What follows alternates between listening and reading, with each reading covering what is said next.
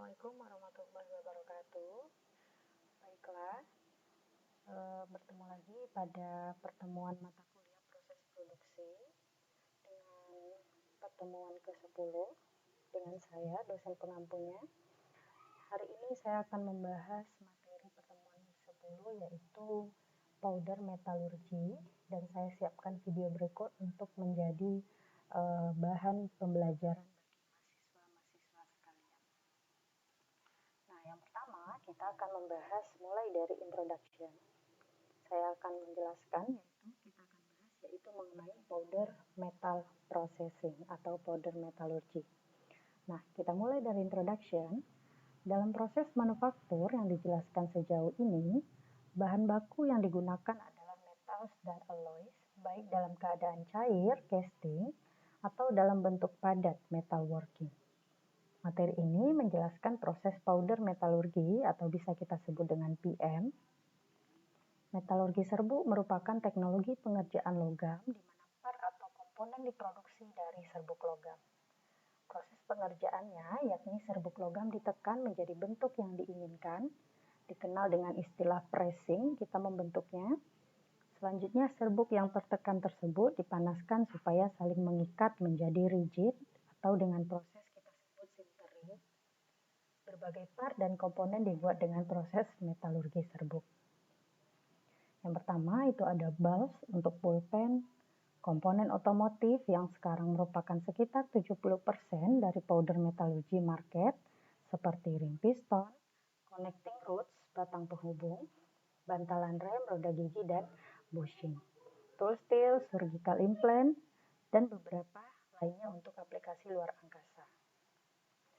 Nah, berikut merupakan contoh-contoh produk yang dihasilkan dari proses powder metal processing. Nah, berikut gambar-gambarnya dapat teman-teman lihat bahwa gambar contoh tipikal part yang dibuat dengan proses powder metallurgi, dan yang B, tuas strip atas untuk sprinkle irigasi komersial yang dibuat dengan powder metallurgi. Bagian ini terbuat dari unleaded brass alloy, itu menggantikan part die-cast dengan penghematan biaya 60%. Dan yang ketiga ada main bearing metal powder untuk mesin otomotif. Selanjutnya, metalurgi serbuk sudah umum digunakan dan bisa dilawan dengan casting, forging, dan machining. Komponen yang rumit, di mana menggunakan alloy yang keras dan kuat, atau paduan yang keras dan kuat, metalurgi serbuk dapat digunakan untuk komponen yang ringan dan berat. Ringan atau berat ya, dan bisa diproduksi massal dengan jumlah yang sedikit ataupun sangat banyak. Nah, production of metal powder, proses metalurgi serbuk umumnya memiliki langkah-langkah sebagai berikut. Nah, berikut bisa dilihat gambar dari contoh powder metalurgi, dan prosedurnya bisa kita lihat dari yang pertama yaitu produksi serbuk, kedua di blending atau kita mixing, kita menggabungkan dari dua material yang berbeda atau material yang sama dengan ukuran mesh yang berbeda, itu kita bahas dengan proses blending atau mixing. Nah, yang ketiga kita bahas proses compaction atau pembentukannya, dan yang terakhir kita sintering, dan setelah itu pada finish yaitu finishing operation. Begitulah proses metalurgi serbuk umumnya memiliki langkah-langkah sebagai berikut. Nah, berikut akan kita lihat sebuah video mengenai proses powder metalurgi.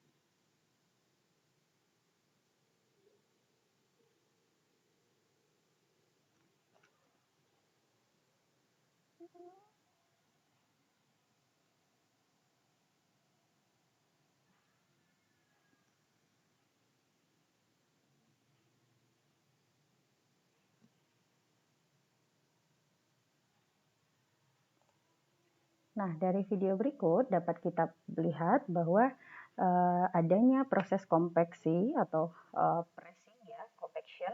Lalu setelah itu dilakukan proses sintering.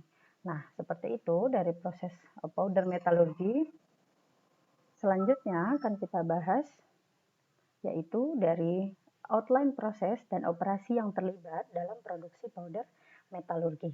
Nah, seperti yang tadi sudah disebutkan pada metal powder, nah cara-cara untuk menghasilkan metal powder ada beberapa yaitu atomization, reduction, electrolytic deposition, carbonyls, comminution, mechanical alloying, lalu di blending atau mixing, lalu di hot compaction atau cold compaction, dan di sintering ya, ini compaction atau pressing.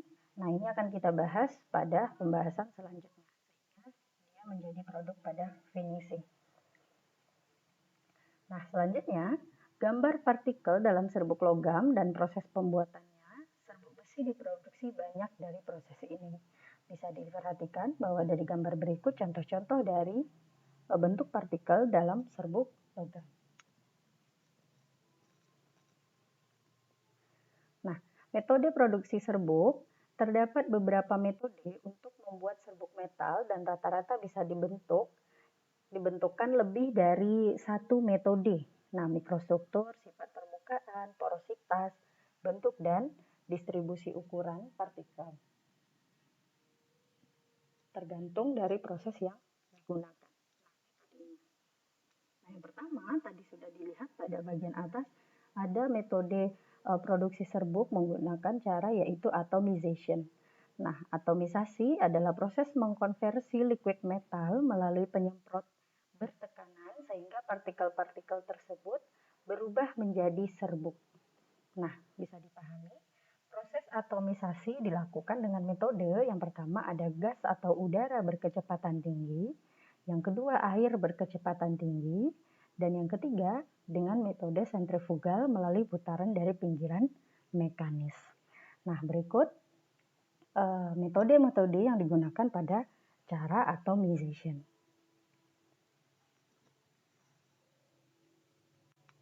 Ukuran dan bentuk partikel yang terbentuk bergantung pada suhu logam cair, laju aliran, ukuran nozzle, dan karakteristik jet.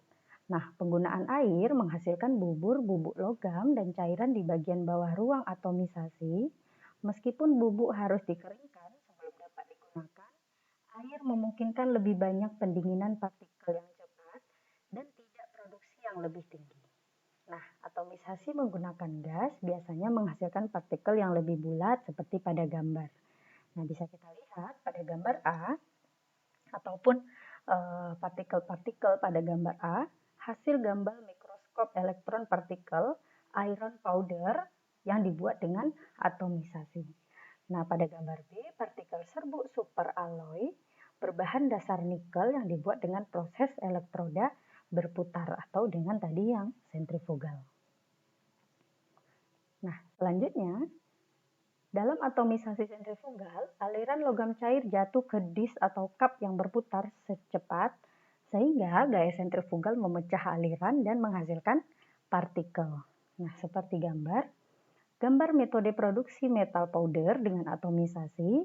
Nah, yang pertama merupakan gambar dengan menggunakan atomisasi gas seperti ini. Dan yang gambar kedua merupakan atomisasi air ini dengan menggunakan air. Nah, yang kedua ini, yang ketiga atomisasi sentrifugal ya, metode sentrifugal dengan piringan atau cangkir yang berputar nih menggunakan ini dan dia akan berputar. Nah, dan yang terakhir yaitu atomisasi dengan elektroda konsumsi yang berputar. Nah, berikut pada metode-metode atomization. Selanjutnya ada comminution atau pemecahan. Nah, melibatkan penggilingan-penggilingan di ball mill ini atau penggilingan logam rapuh atau kurang ulet sehingga menjadi partikel kecil. Nah, ball mill adalah mesin dengan silinder berongga berputar yang sebagian diisi dengan bola baja atau besi cor putih. Nah, bubuk atau partikel yang ditempatkan ke dalam ball mill dipengaruhi oleh bola saat silinder diputar atau isinya diaduk. Tindakan ini memiliki dua efek ya. Yang pertama yang kita perhatikan ada efek yaitu semua partikel secara berkala retak menghasilkan partikel yang lebih kecil. Makanya dia menghasilkan partikel yang lebih kecil karena terjadinya retakan tersebut. Nah, yang kedua, morfologi partikel terpengaruh. Nah, berikut adalah dua efek yang terjadi pada saat proses pemecahan, ya kita sebut saja itu sudah memecahkan, pasti dia pecah dan retak menjadi bentuk yang lebih kecil atau partikel-partikel yang lebih kecil. Nah, dengan bahan brittle, partikel bubuk yang dihasilkan memiliki bentuk sudut, namun dengan logam ductile, mereka bersisik dan tidak terlalu cocok untuk aplikasi metalurgi serbuk.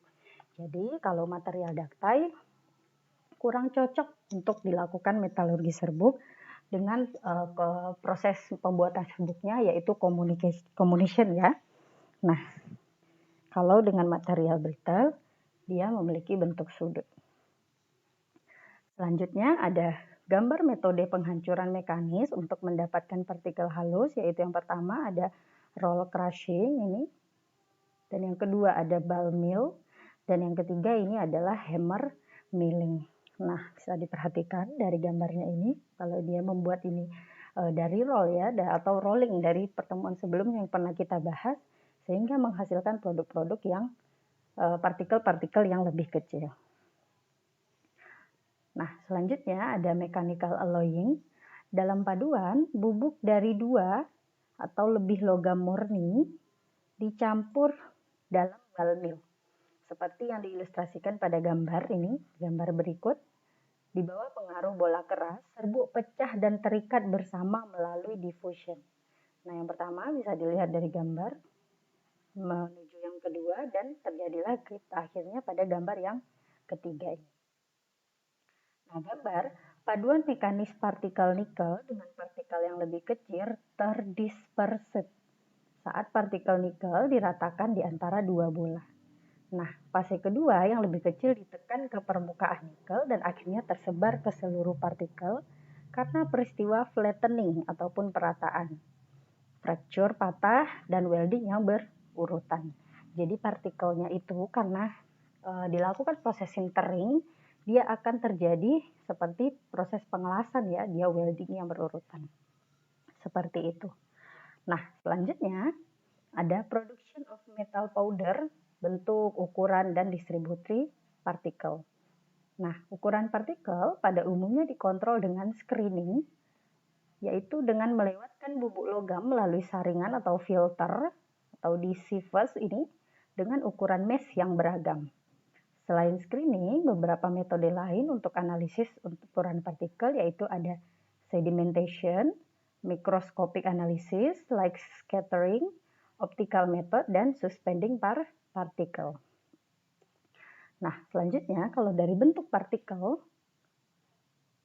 pengaruh utama pada karakteristik pemrosesan, bentuk partikel biasanya dijelaskan dalam hal rasio aspek atau faktor bentuk. Nah, rasio aspek adalah rasio dimensi terbesar ke dimensi terkecil dari partikel tersebut. Rasio ini berkisar dari 1 untuk partikel bulat hingga sekitar 10 untuk partikel seperti serpihan atau seperti jarum.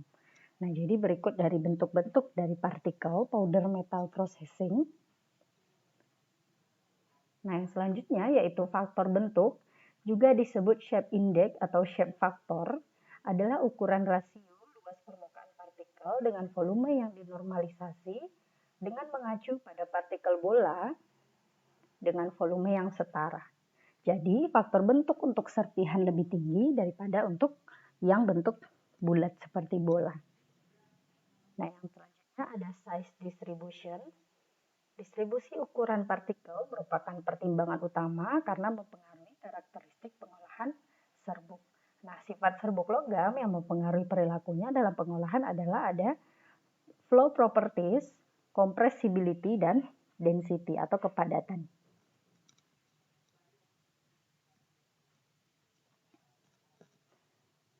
Selanjutnya ada production of metal powder ya, produksi dari metal powder, yaitu yang pertama ada itu blending metal powder atau kita sebut nanti mixing ya, penggabungan atau pencampuran.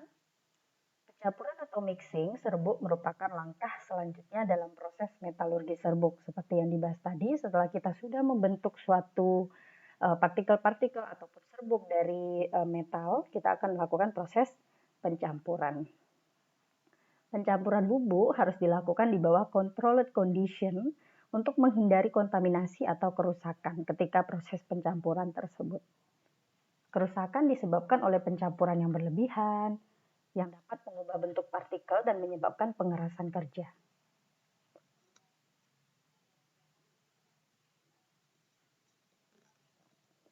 Membuat pemadatan berikutnya lebih sulit, jadi efeknya ya ketika ada terdapat kontaminasi ataupun kerusakan, jadi pemadatan dapat sulit untuk dilakukan seperti itu.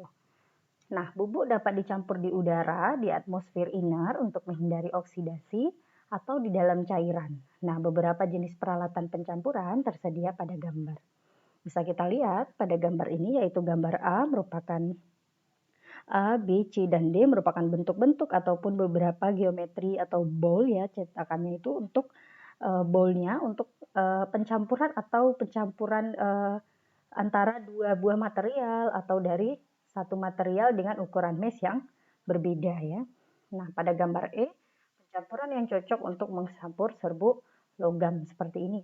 Nah, dia akan berputar seperti ini untuk mencampur dua buah material.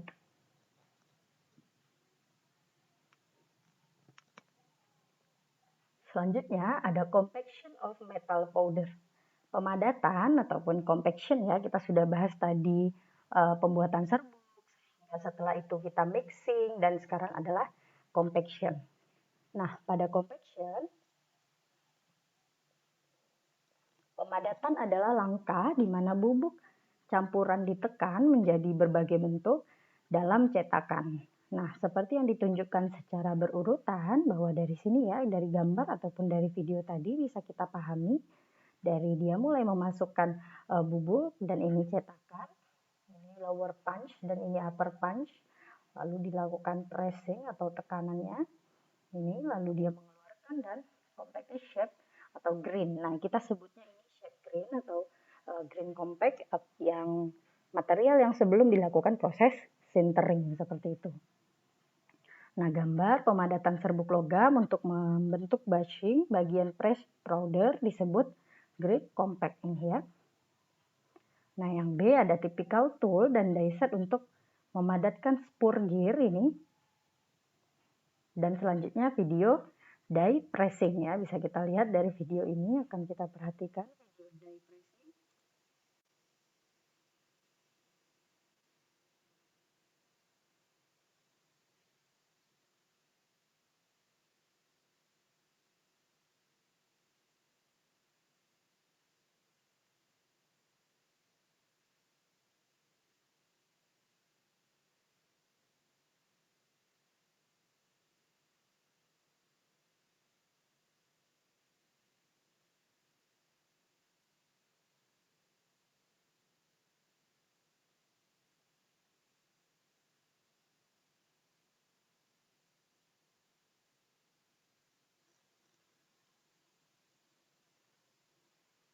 Berikut ya proses dari kalau dari sini kita sebut die pressing, tadi dia sudah melakukan kompres pada sebuah cetakan atau die, lalu dia diambil oleh yang di sini.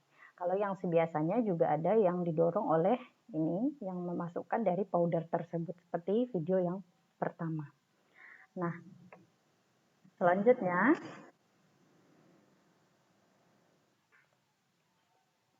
selanjutnya tujuan pemadatan adalah untuk mendapatkan bentuk, densitas, dan kontak partikel ke partikel yang diperlukan, dan untuk membuat bagian tersebut cukup kuat untuk diproses lebih lanjut ataupun proses selanjutnya. Nah, powder atau bahan baku dimasukkan ke dalam cetakan dan pukulan atas turun ke cetakan tersebut. Nah, pengepresan yang digunakan digerakkan secara hidrolik atau mekanis dan prosesnya umumnya dilakukan pada suhu kamar ya atau suhu ruang, meskipun dapat dilakukan pada suhu tinggi. Nah, tekanan yang diperlukan untuk menekan serbuk logam berkisar dari 70 MPa untuk aluminium hingga 800 EPa untuk iron par dengan high density. Nah, berikut ada tabel compacting pressure for ferrous powder. Nah ya, jadi dengan metal dia membutuhkan berapa? Aluminium, brass, bronze, iron, dan seterusnya. Bisa diperhatikan dari tabel berikut. Nah, jadi dia dari mulai bentuk seperti ini, dia melakukan compaction atau dia dipadatkan ya, compacting. Nah, jadilah yang seperti ini. Dan nanti setelah itu akan kita lakukan proses sintering. Nah, bentuk compaction sampai hingga terikat secara mekanis. Nah, kalau dia dari seperti ini, dari gambar ini bisa kita lihat dia masih terikat secara mekanik ya. Nah, ini dari proses powder metalurgi dia menghasilkan bentuk yang porositas atau berongga-rongga. Nah, yang pertama compacting atau compaction ada dari isostatic pressing ya. Nah, grain compact dapat dikenakan dengan tekanan hidrostatik untuk mencapai pemadatan yang lebih seragam dan kepadatannya lebih seragam ya.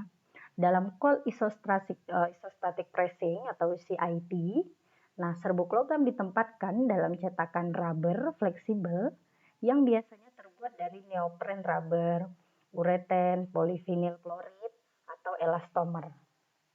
Nah, rakitan kemudian diberi tekanan hidrostatis dalam ruang, biasanya menggunakan air. Tekanan yang umumnya yaitu menggunakan 400 EPa, meskipun tekanan tinggi 1000 MPa juga dapat digunakan. Nah, dari gambar bisa kita perhatikan, gambar diagram skematis cold isostatic pressing, tekanan ditetapkan secara isostatik di dalam ruang bertekanan tinggi. Nah, yang gambar A ini bisa kita lihat yaitu proses wet bag ya untuk membuat cup shake part. Ini dia grain compact yang kita bahas ya, material yang diproduksi.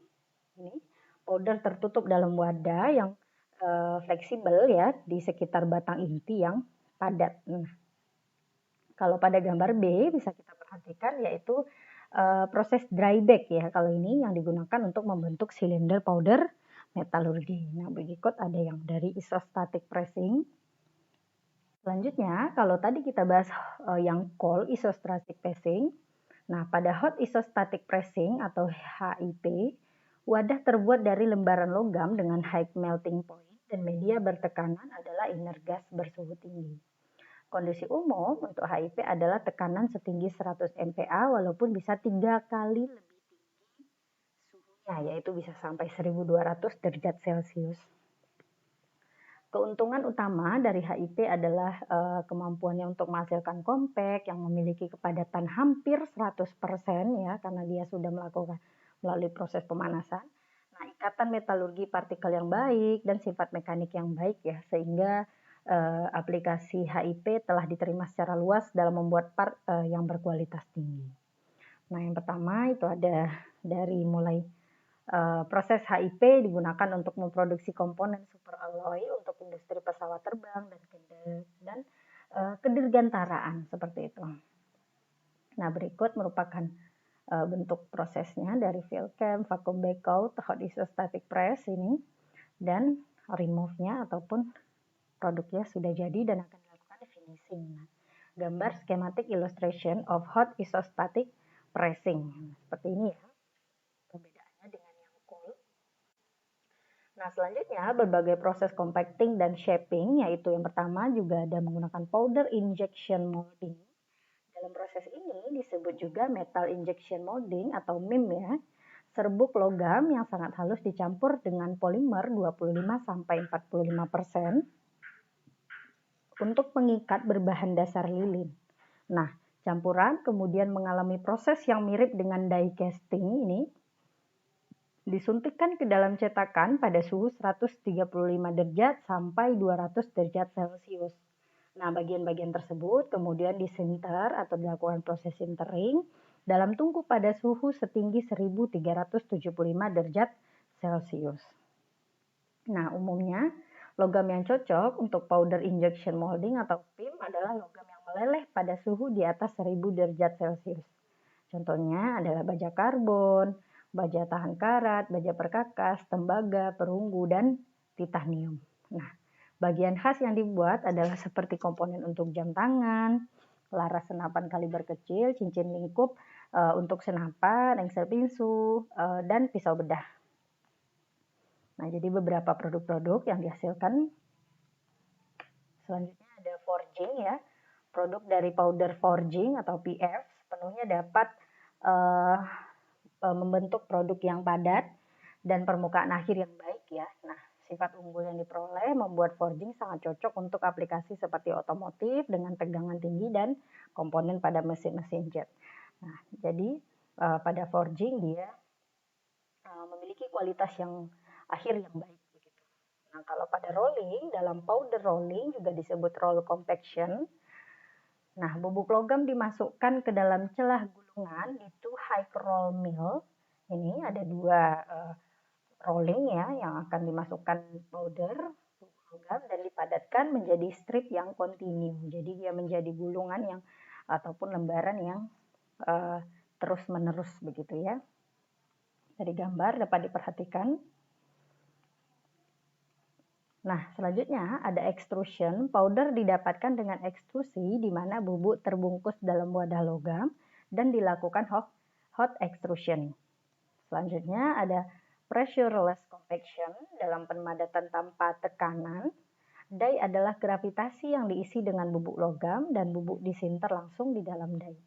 Nah, karena kepadatan rendah yang dihasilkan, pemadatan tanpa tekanan digunakan terutama untuk porous metal parts seperti filter.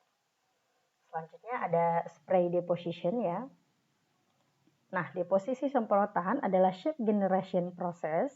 Komponen dari proses spray deposition untuk serbuk logam adalah yang A ada alat penyemprot, yang B ruang semprot, dan yang C tekanan untuk memproduksi bentuk awal pada spray deposition. Nah, cetakan dapat dibuat dalam berbagai bentuk ya, seperti bilet, tabung, disk, dan silinder. Seperti ini. Gambar dari spray deposition di mana logam cair disemprotkan ya di atas mandrel yang berputar untuk menghasilkan tabing dan pipa yang mulus seperti itu.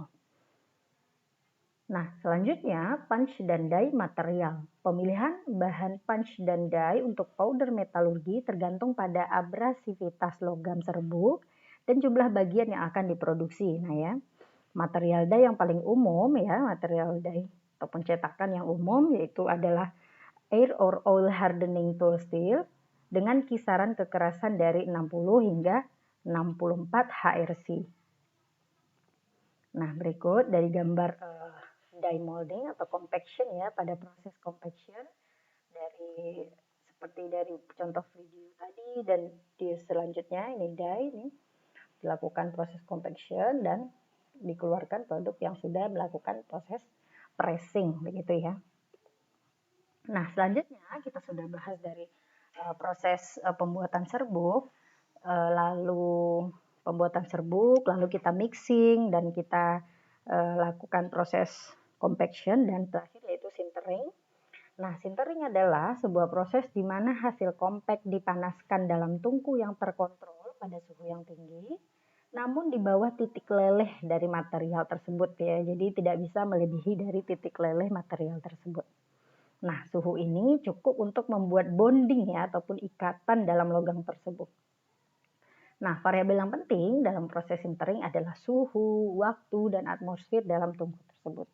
Nah, berikut adalah ada tabel sintering temperature and time for various metal ya. Jadi materialnya seperti nikel dia butuh temperatur 1000 sampai 1150 dan dia membutuhkan waktu 30 sampai 45 menit ya. Jadi dapat dilihat contoh-contoh lainnya pada bentuk tabel berikut. Nah, terus selanjutnya suhu sintering pada tabel umumnya berkisar antara 70 hingga 90% dari titik leleh logam atau paduan tersebut ya. Nah, waktu sintering berkisar dari minimal sekitar 10 menit untuk paduan iron dan tembaga hingga 8 jam untuk tungsten dan tantalum. Nah, continuous sintering furnace yang digunakan untuk sebagian besar produksi memiliki 3 ruang bisa kita perhatikan, yaitu yang pertama ada burn off chamber Yang kedua high temperature chamber, nah ini yang akan dilakukan proses sintering. Dan yang ketiga ada cooling chamber ya. Jadi dari proses sintering dia powder partikel dari bentuk seperti ini, ada porosity ya dari ini dan menjadilah seperti ini, menjadi terdapatnya bonding ataupun ikatan dari partikel-partikel tersebut. Nah, bisa diperhatikan pada gambar. Nah, berikut akan kita lihat video dari sintering.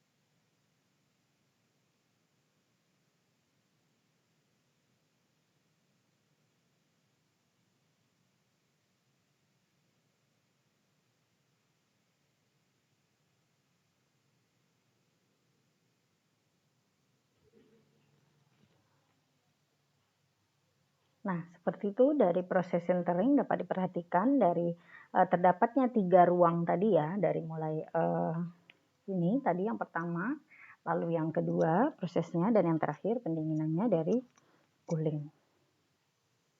Nah, selanjutnya kita akan bahas yaitu dapat dipahami dari uraian di atas, yaitu terdapat 5 tahapan ya dari awal mulai proses metalurgi serbuk hingga finishing, yaitu yang pertama pembuatan serbuk.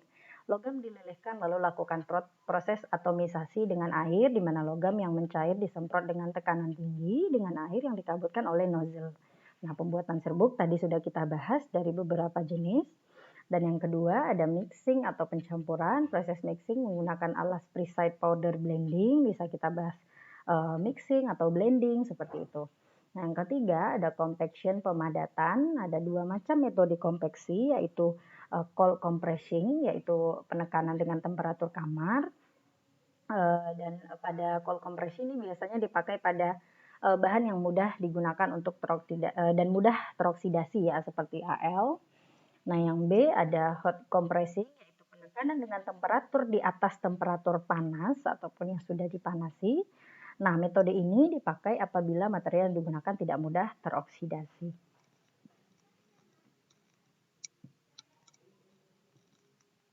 Nah, selanjutnya yaitu sintering. Benda hasil pemadatan masih rapuh, maka perlu dilakukan proses sintering. Sintering adalah proses pengikatan antara partikel serbuk logam melalui proses pemanasan di bawah titik lebur. Nah, jadi tidak boleh melebihi titik lebur 70% sampai 90% dari temperatur lebur material tersebut yang dilakukan sesudah proses pemadatan ataupun compaction. Nah, tujuan dari sintering yaitu selain untuk menciptakan ikatan antara serbuk, juga menghasilkan kekuatan dan kekerasan pada produk yang telah dipadatkan tersebut.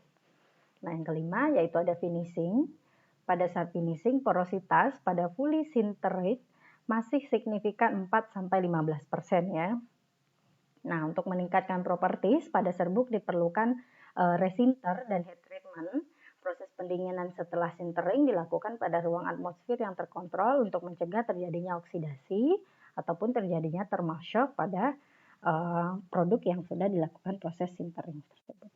Nah, berikut bisa kita perhatikan dari contoh video mulai dari awal hingga akhir dari proses powder metalurgi.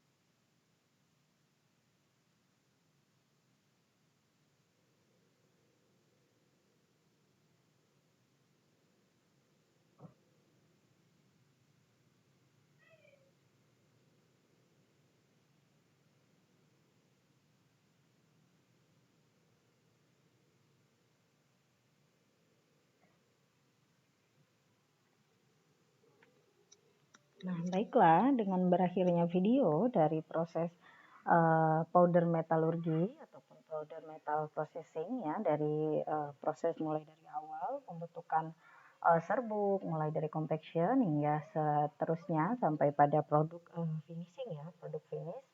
Nah, berakhir pula materi pada penjelasan perkuliahan ini dengan powder metalurgi.